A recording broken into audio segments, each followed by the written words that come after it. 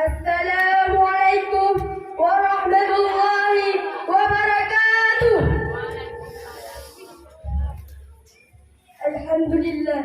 Alhamdulillahilladzi hadana lihada wa ma kunna linahtadiya laula an hadana Allah. Ashhadu an la ilaha illallah wahdahu la syarika lah wa ashhadu anna Muhammadan 'abduhu wa rasuluh la nabiyya ba'da. Puji beserta syukur, marilah sama-sama kita panjatkan kehadirat Allah Subhanahu wa Ta'ala, yang mana oleh Allah yang telah menciptakan langit tanpa tiang, bumi tanpa landasan, beserta antara isi kedua-duanya.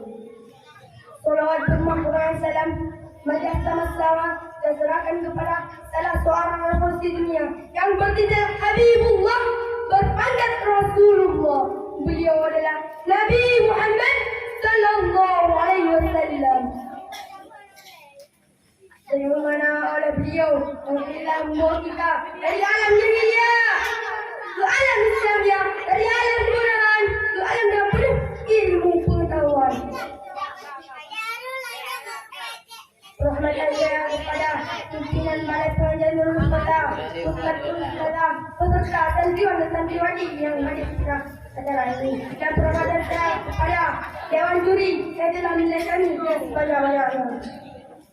Pada kesempatan yang singkat ini, izinkanlah saya untuk menyampaikan sebuah uraian pidato yang berjudul Menuntut Ilmu. Wahai saudara-saudaraku semua, bahwa mencari ilmu itu wajib bagi kaum muslimin dan muslimat. Sebagaimana Rasulullah sallallahu alaihi wasallam bersabda, "Talabul ilmi fardhatun 'ala kulli muslimin wal muslimat." Mencari ilmu itu wajib bagi kaum muslimin dan muslimat, laki-laki dan perempuan. Kenapa Rasulullah sallallahu alaihi wasallam wajibkan kepada umatnya untuk menuntut ilmu? Karena ilmu sangat penting dalam kehidupan manusia di dunia ini. Dengan ilmu kita bisa membedakan mana yang baik dan mana yang buruk. Dengan ilmu kita bisa menjadi makhluk-makhluk yang terbaik di antara makhluk-makhluk Allah Subhanahu wa Ta'ala. Tetapi jika kita punya ilmu, kita akan menjadi bodoh, tidak tahu apa-apa yang ada di dunia ini. Dan pada akhirnya kita akan menjadi orang-orang yang terendah di antara makhluk-makhluk Allah Subhanahu wa Ta'ala. Sebagai lagu yang berikut, Ruba tahu deh, punya anak ilmu lagi tiba, kaya tapi jimu wala. Ruba tahu deh, punya anak ilmu lagi tiba, kaya tapi jimu wala. Anak arti laga, ente dengan pakaian punya di dalam ditanya ilmu anak. Masyarakat rahimahullah. Ilmu sangat penting. Jika kita ingin kebahagiaan di dunia, harus memiliki ilmu. Jika kita ingin kebahagiaan di akhirat, harus memiliki ilmu. Tanpa ilmu dan tahu perintah Allah dan mana larangannya, baik-baiknya ilmu menjadi hati kita bersih. Semua ilmu kita miliki akan bermanfaat bagi kita sendiri dan bagi Allah SWT. Tetapi jika hati kita kotor, sungguh rugi dunia dan akhirat. Orang-orang yang rugi di akhirat nanti tempatnya di neraka.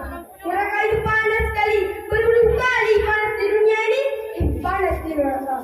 Baunya di neraka, berbulu kali bau di dunia ini, bau di neraka. Kali itu pecah otak kita. Makanya teman-teman, menjaga diri kita, menjaga keluarga kita dari api neraka. Bagaimana Allah berfirman, "Ya ayyuhalladzina amanu qu anfusakum wa ahlikum nara." Hai orang-orang yang beriman, jagalah dirimu dan keluargamu dari api neraka. Inti dari pembahasan hari ini adalah ilmu penerang dunia dan akhirat. Maka janganlah lalai dalam menuntut ilmu, apalagi zaman sekarang, zaman edan, narkoba di mana-mana. Anak-anak dan pemuda sekarang lalai pilihan game, Mobile Legends, Free Fire, PUBG, dan jelas diharamkan oleh undang-undang. Oleh karena itu, mari kita menuntut ilmu yang berguna bagi agama, bangsa dan negara. Amin amin ya rabbal alamin. Tanpa bismillah. Pidato saya di atas ini yang dapat saya ambil kesimpulan. Yang pertama, menuntut ilmu itu wajib bagi kaum muslimin dan muslimat setiap laki dan perempuan. Yang kedua, kita sebagai pemimpin rumah tangga yang menjaga anak-anak kita dari api neraka. Yang ketiga, jika orang-orang yang tidak punya ilmu kita akan menjadi orang-orang yang tidak berharga di dunia. Bagaikan kayu tak berbuah.